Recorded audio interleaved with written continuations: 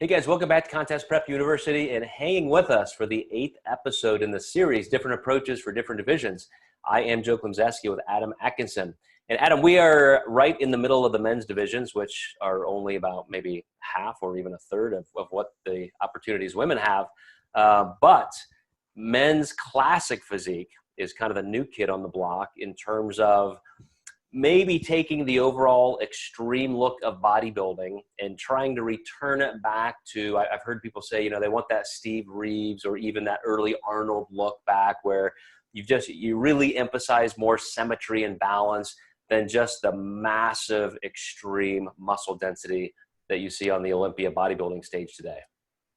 Yeah, I think Arnold's stats were 6 foot and 220 on stage roughly, and now they're giving these height and weight requirements per divisions, classes A through, I believe, H in classic physique. So it's cool because I was always somebody who at 176 to 172 pounds did not look like I was 176 or 172. I looked like I weighed 150.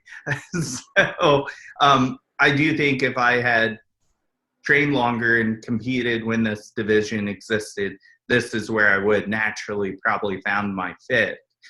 And I enjoy that because now there's opportunities for people who are like me to compete that have good symmetry, maybe not the best size in the world, but that weight cap really helps a lot of people. Yeah, and I agree. You know, ever since I was even a kid just starting to compete, you know, I was always told that my symmetry was just an absolute deal maker for me. That's how I ended up going through the ranks, becoming a pro drug-free bodybuilder. But then, of course, you run into at that top level of the sport, you know, guys who have that plus more size or that plus more size and the ability to get leaner. So, you know, my body would definitely fit more in the classic physique range as well. And, you know, the interesting thing, and we talked about this a little bit in the other episodes, you know, if you have enough competitors in the field on a stage, then comparing by height really does create a better standard of comparison. You know, because if you have somebody who's 200 pounds, but there's a foot difference in height, you know, those are really two different physiques. So it is interesting to have a height and a weight cap so that you're really saying, you know, we're going to be looking at very similar type physiques here. And I think that does add an interesting element to it.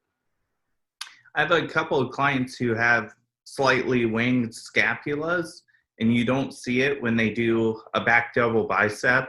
This division usually caters to them well because they're not doing a rear lat spread and they're not doing a front lat spread. So even just some of those differences has helped some of my clients as well. So, you know, aside structurally, if you just don't have the widest lats in the world, but you're pretty decent in your back double bicep, that can work well for you also. Now, we talked about in men's physique how, like a lot of divisions tend to go and evolve, you still have to be lean. I mean, they still want that look. And so in classic physique, I assume that's the same. I mean, maybe you could be a 0.5% higher in body fat and there's not going to be that much difference. But you can't just show up soft and expect that, hey, this isn't, you know, bodybuilding, so this is okay. Right. Yeah, you definitely want that extreme conditioning. You're not going to see your glutes being shredded because they're covered even with the change in shorts. Mm-hmm. And I think now with the change in shorts, you kind of want that upper quad mass. Before you could get away with it a bit. And now I see some of my guys who competed 2 years ago and they've been training their butt off with their legs, but they still don't really have that upper quad development. It just really makes their leg look long. So changing the shorts kind of screwed some of my guys in that degree because it's so close to bodybuilding now. It just makes some of my guys' legs look a little bit longer. Yeah, I think if anything, there's just a difference probably in genetic ability to get here. But like we talked about the difference between maybe women's figure and the new wellness division, you know, here's where you don't have to necessarily have the most strided, just disgustingly hard glutes and upper hamstrings. you still have to be lean enough, because even with the shorts, you can see the glute and the ham separations, but just to have a fuller look, be just that close to being as lean as you can be, but still the ability to fill out and then aesthetically just create better symmetry because you have more muscle sweep, volume, more muscle belly fullness. I'm glad you brought that up, because it got me thinking about when I'm kind of willing to pull someone out of their prep and start that metabolic building phase. I know for me, a lot of my guys, that upper chest starts getting really flat, and you dip below that.